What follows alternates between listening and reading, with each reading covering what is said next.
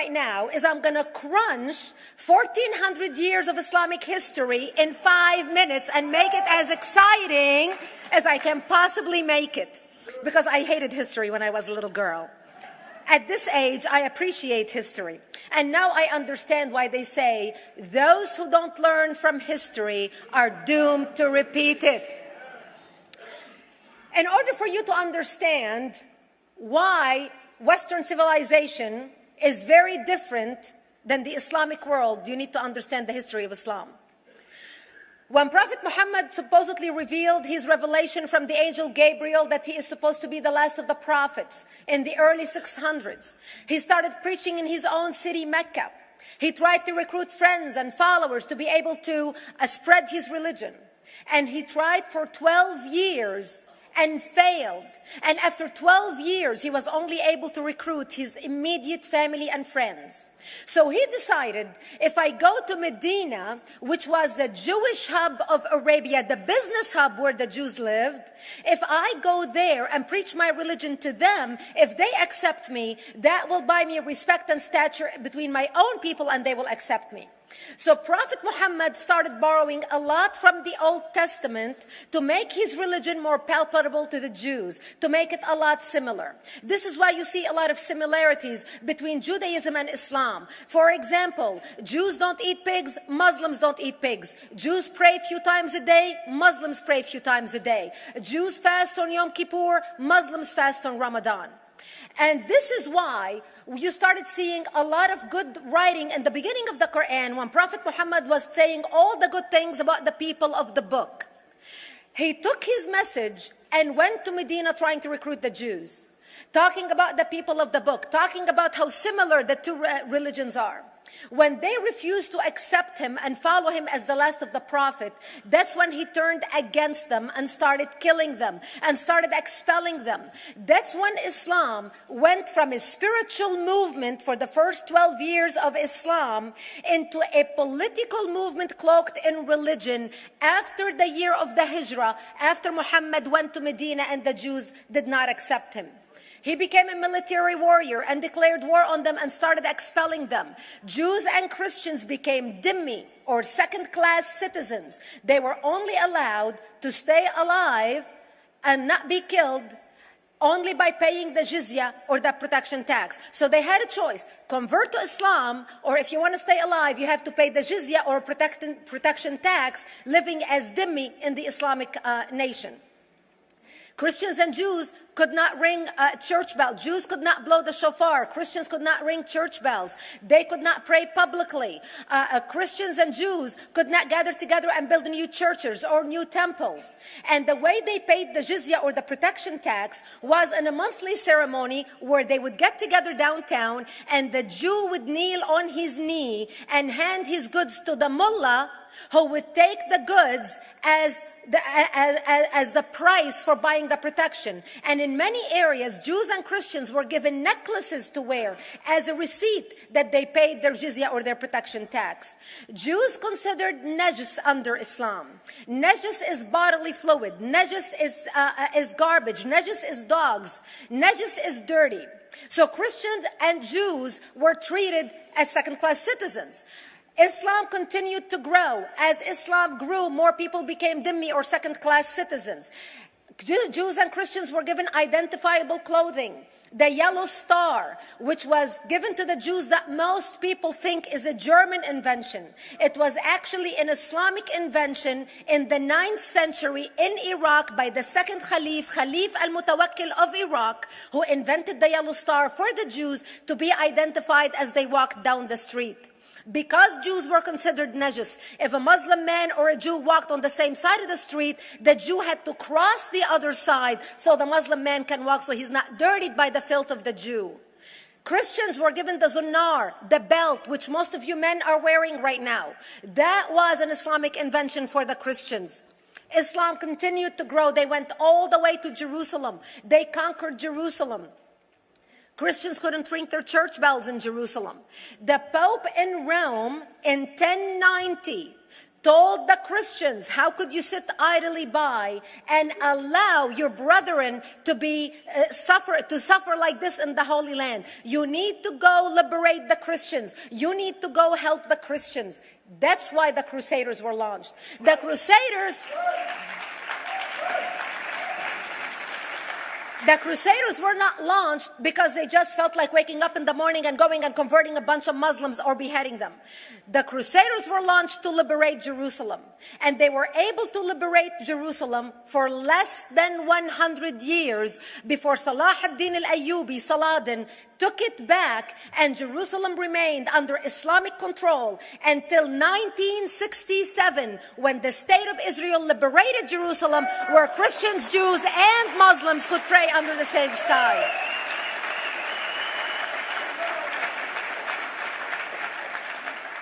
The Crusaders continued fighting Islam, and for 300 years they tried and failed. And by the 1300s, the Crusaders disappeared because they could not win against Islam. Islam continued to expand. They went all the way to Central Europe. They went all the way to China. They went to India. They conquered Spain. They changed the name of Spain from Spain to Andalusia. And they started, as they advanced, as they conquered more nations, more people paid the jizya, or the protection tax. And this is how the Islamic Empire grew. It went all the way until they was stopped at the gates of Vienna on 9/11. 9/11 is not a date that Osama bin Laden just picked out of a hat. 9/11 is a symbolic date in the Islamic calendar. By the 1600s, Islam had covered more of the earth's surface than the Roman Empire did at its peak. Between the 1600s and the 1800s, the Europeans were experiencing the European Industrial Revolution, where the Europeans were able to invent products on factory lines, where they are able to make money and sell products, which gave them the money to build a strong army in order to fight the Muslims. And that's how they were able to stop them at the gates of Vienna on 9/11. The Europeans started the pushback against Islam. They pushed them out of Europe. They pushed them out of all the way to the Middle East and North Africa. By 1924, the Islamic Empire ended. In 1924, the Islamic Caliphate ended in Turkey by President Ataturk, who was a secularist. He ended the Islamic Empire, and he gave women rights to vote. He gave women a right to an education, a right to work, a right to choose a husband. He forbid women from wearing the hijab. He forbid men from wearing the beard. The Muslims hate him so much that they consider him a Jewish agent, because they believe that his mother in her bloodline was Jewish, and that was the influence on Ataturk. By the time the Islamic Empire, or the Islamic Caliphate, or the Islamic State ended in 1924, the Islamic Caliphate had existed for 1400 years, and it ended less than 100 years ago. By the time the Islamic Caliphate ended in 1924, 270 million people around the world were killed by Islam. 270 million. And we didn't have weapons of mass destruction, and there was nuclear weapons. All of these people were killed, butchered by the sword. The people in the world, less than 100 years ago, how many people knew this history? Please raise your hand. We in America have failed to educate our children about history. We in America failed to educate our population about history. Our children in high school, you take any 17, 16-year-old kid, 18-year-old kid, and ask them about World War II. They can't even tell you what happened in World War II. For them, it's ancient history, and we still have our World War II veteran walking among us. That's how little we know of history. Islam ended in 1924, the Caliphate. People thought the Caliphate will never be resurrected. The Caliphate will never come back. But two things happened in the Middle East in the last century that made the Islamists be able to resurrect the Caliphate. Number one is the discovery of oil in Saudi Arabia, which we were able to discover and were stupid enough to allow them to nationalize it. And the number two that happened was Ayatollah Khomeini coming to power in 1979. That gave the Islamists the money and also the spiritual covering in order to explode on the world stage. And people say, oh, well, the Wahhabis exported their Wahhabi radical religion. The Wahhabis are the name of Wahhab. They're not a different sect of Islam. They follow the authentic preaching of Prophet Muhammad, the way Prophet Muhammad lived and practiced his religion. This is why neither you or me or any infidel can step a foot in Mecca, because as far as they're concerned, we are filth. And as infidels, we're not allowed to step a foot, not President Obama and not anybody else. As a matter of fact, Al-Qaeda used to use Saudi Arabia and its success as an excuse to recruit members, as the example to show them how Allah has blessed Saudi Arabia because of the way they adhere to the tenets of Islam. And today we talk about ISIS. ISIS is not a new invention. ISIS resurrected the caliphate that ended less than 100 years ago. Except we are too ignorant and too uninformed to understand what ISIS is doing and why ISIS is succeeding.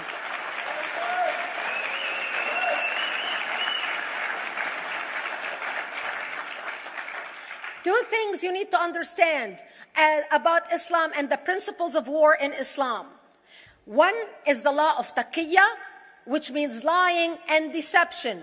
It means that a Muslim man can lay his hand on the Quran and swear that he is telling the truth, knowing that he is lying, but also knowing that the Quran will forgive him because he is advancing the cause of Islam. The second thing you need to know about is that the Treaty of Al-Hudaybiyah, which is an Islamic principle of war and a model on how to deceive your enemy when you have to sign peace treaties with your enemy. And it is based on an example by Prophet Muhammad. Prophet Muhammad was attacking the Meccans and their caravans when he was living in Medina. One day he attacked them because this is how he got the goodies. He would attack them, rob them, and spread the goodies among his men. And this is how he was able to recruit, because this is how people made money without working. And so he attacked the Meccan caravans. When he realized he's not able to defeat the Meccans in that city of Al-Hudaybiyah, in that place, he signed a 10-year treaty with them. Does that sound familiar? A 10-year treaty with them that says he will not attack them, he will have peace with them, he will not declare war on them. Muhammad used the treaty for 2 years to build his military, strengthen his army, and when he realized he was strong enough to attack his enemies when they least expected it, because they thought they had a peace treaty with Muhammad, he broke the treaty, attacked them 2 years later, and Mecca fell within 24 hours because they were not expecting the attack.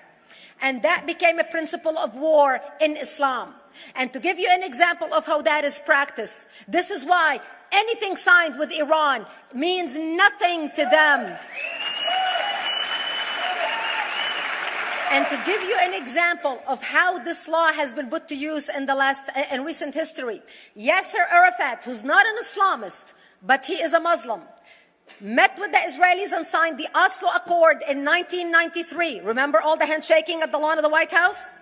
The Oslo Accord, Yasser Arafat used the peace treaty, the Oslo Accord with Israel, to get Israel to bring him back and give him his territory, finance his military, train his police, and give his police the weapons. Yasser Arafat broke the Oslo Accord 8 years later, didn't even wait 10 years, and declared the second intifada in 2000, and all hell broke loose. He used the same treaty to win and deceive against his enemies and deceive his enemies. When Jordanian press, after Yasser Arafat signed the Oslo Accord with Israel, and Egyptian press would interview Yasser Arafat, and they would say, how could you sign a peace treaty with the devil? How could you sign a peace treaty with the Jews? Yasser Arafat will tell them, remember Hudaybiyah. That's all he would have to say. The whole Muslim world knew exactly what Yasser Arafat was talking about. We in the West and the Jews in Israel, it was over their heads. Nobody understood what Hudaybiyah was referring to. And this is the type of deception that we are dealing with. So when Iran signs a peace treaty with the United States for 10 years, they are using us as useful idiots, as gullible, ignorant people who are signing a peace treaty with the devil in order for Iran to continue her thing. In this deadly game of thrones, there's no place for America or for Israel. We don't have to gamble with our future and with our children's future. Elie Wiesel. And I wish I could promise you, Elie, that the lessons of history have been learned. That is why it is so important to be wise about who we're going to put in the White House next year.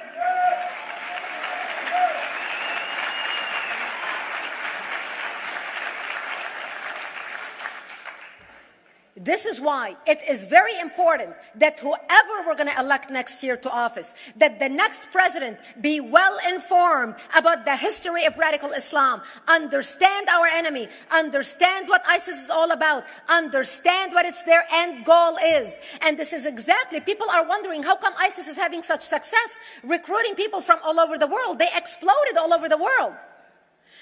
The Pew Research did a poll. And of course, the Pew Research is not Brigitte Gabriel, is not Fox News, is not Tony Perkins. The Pew Research did a poll in 2013 when they went around the world and interviewed Muslims from Islamic countries all over the world. And they asked them 2 questions. Would you like to have Sharia law as the law of your country? And would you like to see the Islamic Caliphate? And remember, this was in 2013, before ISIS. The 5 top countries in the world, in the Islamic world, the 5 top Islamic countries: Indonesia, 204 million Muslims. Indonesia, Pakistan, Egypt, Nigeria, and Bangladesh. 77% of Muslims interviewed in these Islamic countries, 77% want the establishment of Sharia law and want the establishment of an Islamic state.